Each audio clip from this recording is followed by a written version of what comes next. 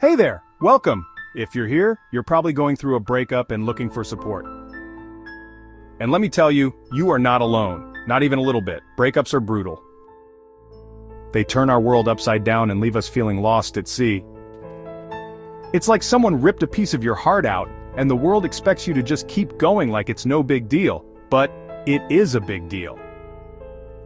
What you're feeling right now, that's grief, raw and real. It's the messy, uncomfortable, but completely normal response to loss. So if you're feeling lost, heartbroken, or just plain exhausted, give yourself permission to feel all of it. Don't ignore the pain or push it away. Embrace your vulnerability. It's where resilience and courage grow. This journey is about more than just getting over your ex. It's about rediscovering yourself, your worth, and your capacity for love and joy. So take a deep breath, settle in, and let's navigate this together.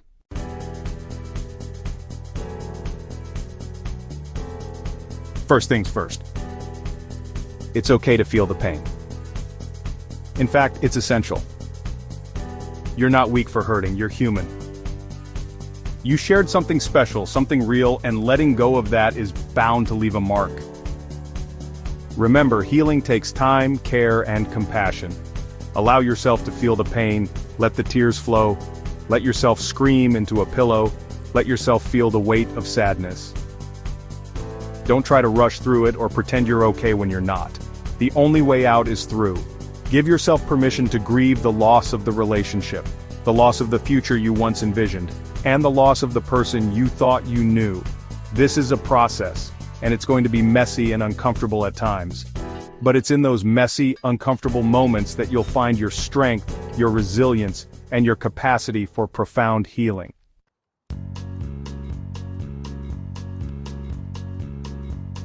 Acknowledging the pain is about more than just feeling it. It's about honoring your experience. It's about recognizing that what you're going through matters.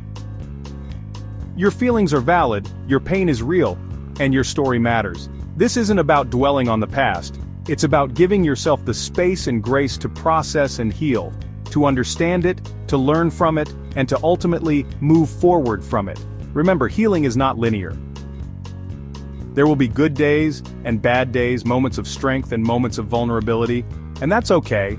Don't judge yourself for the ups and downs of your journey. Embrace the imperfections, the setbacks, and the messy realities of healing. Because it's in those imperfect moments that you'll discover the incredible strength and resilience you possess.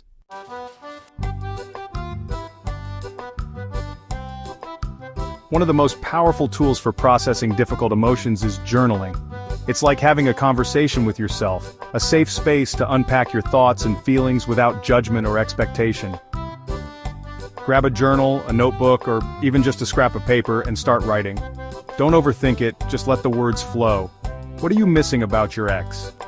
What hurts the most? What are you afraid of? Writing allows us to process our emotions in a way that talking sometimes can't.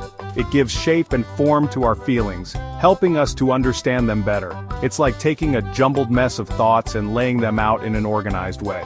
And the best part, there's no right or wrong way. It's your space, your story, your journey. So write freely, honestly, and without reservation.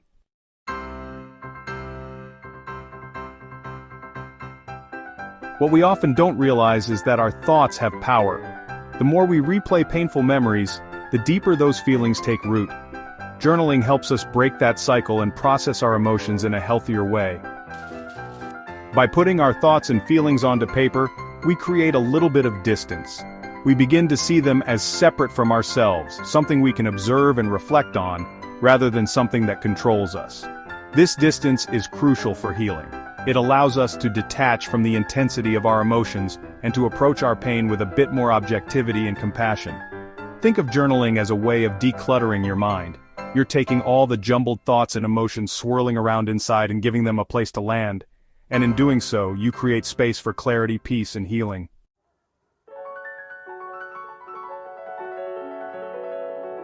This is often the hardest part. Letting go of the past, of memories that once brought joy but now bring pain. Letting go of the hopes, dreams, and shared moments that once felt like they would last forever. The plans you built together, the future you envisioned as a team. It's natural to want to hold on to those, to keep them close as a reminder of what once was. Clinging to the familiar comfort of what was, even if it wasn't always good, even if it sometimes brought more sorrow than joy. But the truth is, holding on to those ties, those threads of connection, will only keep you tethered to the past. It will prevent you from moving forward, from finding new joys and new connections. Letting go is not about forgetting, but about freeing yourself from the chains of the past. We talk a lot about vulnerability and courage, and this is where those two values become so essential. Because letting go is a courageous act of vulnerability. It's about facing the unknown with an open heart. It's saying, I'm willing to feel this pain, to face the unknown, even though it scares me. It's about embracing the fear and moving through it, knowing that on the other side lies freedom. Even though it scares me, I know that this journey is necessary for my growth. And it will be scary. There will be moments of doubt, of fear, of wanting to turn back. But I promise you, it will also be the most liberating, empowering decision you can make. You'll discover a strength you never knew you had. We all have that drawer, filled with old photos, letters, and mementos from past relationships. And sometimes, we convince ourselves that holding on to those things is harmless. That they are just memories. But the truth is, each time we revisit those memories, we're choosing to stay emotionally entangled. We're choosing to reopen wounds that were beginning to heal. We're choosing to stay stuck. So how do we cut those ties? How do we move forward? It starts with a conscious decision. A decision to let go, to heal, to move on. A decision to choose yourself, to choose your healing, to choose your future. It's about acknowledging that while the past shaped you, it doesn't define you. You are not your past relationships, and you are worthy of a love that doesn't require you to hold on to pain. It's about finding peace within yourself and knowing that you deserve happiness. You are not your past relationships, and you are worthy of a love that doesn't require you to hold on to pain. Embrace the future with open arms, and let go of what was, to make room for what will be.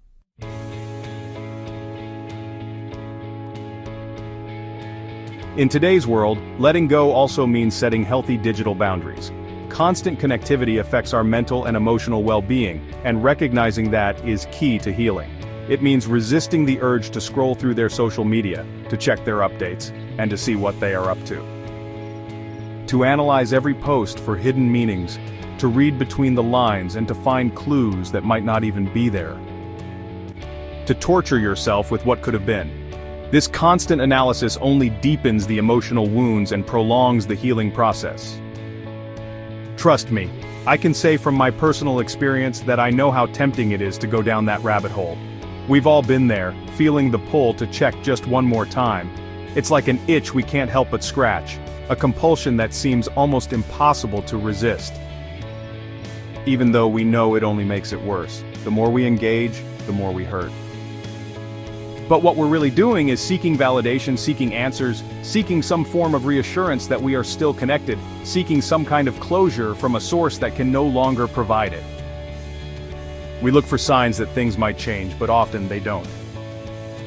We're looking for certainty in a situation that is inherently uncertain. This search only leads to more confusion and heartache. And that search for certainty will only keep us stuck in a cycle of pain and longing. It's a loop that is hard to break free from. So, give yourself the gift of a digital detox. Unfollow, mute, and take control of your digital environment. Block whatever you need to do to create that distance. Delete the texts, the conversations that keep you tethered to the past, the photos, the emails. Clear out the digital clutter that holds emotional weight. It may feel brutal at first, like you're erasing parts of your life. But I promise you, it's an act of self-preservation. It's about protecting your heart and mind. It's about reclaiming your power, your energy, and your focus. Redirecting your attention to things that truly matter. Remember, this isn't about punishing your ex or denying the past. It's about acknowledging your journey and moving forward. It's about choosing yourself and your healing, prioritizing your well-being above all else. It's about giving yourself the space and compassion you need to move forward. Embracing the journey of self-discovery and growth. And it's about recognizing that true healing, true freedom, begins with letting go of the past to make room for a brighter future.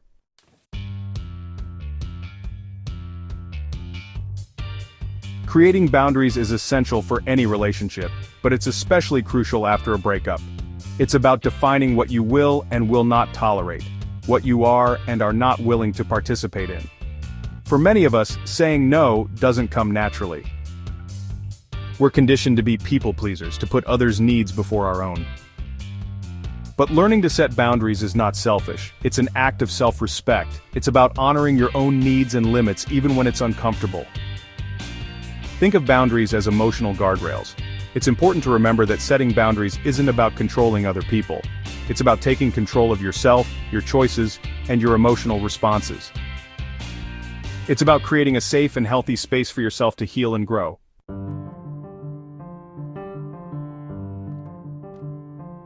Setting boundaries can look different for everyone. It's a deeply personal process that varies from person to person. It might mean declining invitations to events where your ex might be present. This can help you avoid unnecessary emotional stress and maintain your peace of mind. It might mean not engaging in conversations about the relationship. Steering clear of these discussions can prevent reopening old wounds and help you move forward. Or it might mean asking mutual friends to respect your need for space. Communicating your needs clearly can help others understand and support your journey. Start by identifying your non-negotiables. These are the things that are essential for your well-being and cannot be compromised. What are the things that you absolutely will not compromise on? These could be related to your time, energy, or emotional health. What are the things that trigger you, drain your energy, or make you feel unsafe? Recognizing these triggers is the first step in protecting yourself. Once you've identified those boundaries, communicate them clearly and respectfully. It's important to be firm yet kind when expressing your needs. Remember, you don't owe anyone an explanation for setting boundaries. Your well-being is your priority, and it's okay to put yourself first.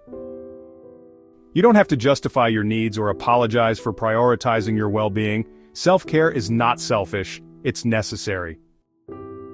You might encounter resistance, guilt trips, or even anger. Some people may not understand or accept your boundaries right away. But remember, your boundaries are for you, not for them. They are a reflection of your self-worth and your commitment to your own healing.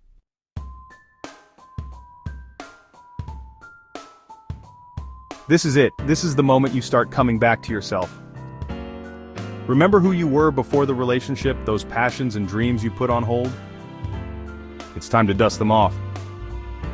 Sometimes heartbreak makes us forget who we are outside of being someone's partner. We lose ourselves a little bit in the we, and rediscovering ourselves is about reclaiming that me.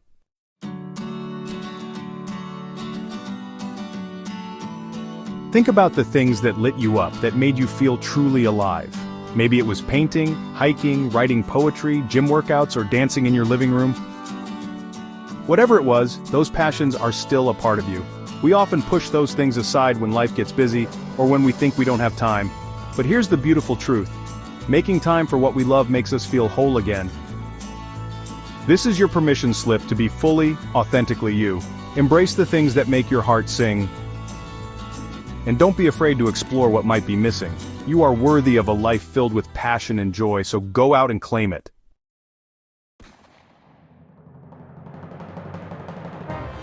Stepping outside of your comfort zone might be the last thing you want to do right now, I get it.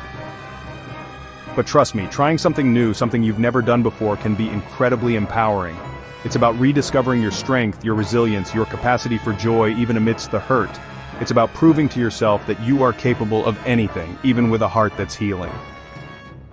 Think about a class you've always wanted to take, a hobby you've been curious about, or a place you've always wanted to visit.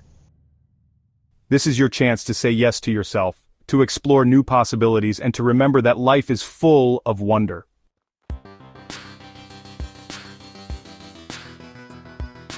Every new experience, every adventure, no matter how big or small, is a chance to rewrite your story. It's an opportunity to create new memories, discover hidden talents, and meet new people who celebrate who you are. This isn't about replacing the past, it's about making space for a future that's even more vibrant and fulfilling.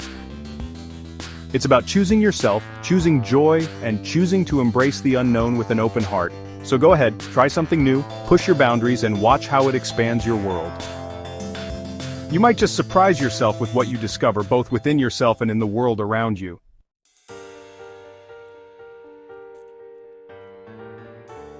Remember, healing isn't linear. Some days will be harder than others, and that's okay. What matters is that you're taking steps to love yourself and create a life that feels fulfilling and joyful. You are worthy of love and respect, especially your own.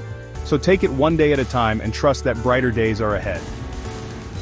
This journey is about more than just getting over an ex. It's about rediscovering who you are and embracing the incredible person you've always been.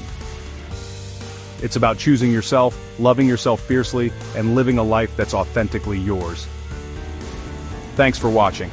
If this video resonated with you, give it a thumbs up and share it with someone who might need it. And don't forget to subscribe for more content on self-love and personal growth. Until next time, take care of yourself.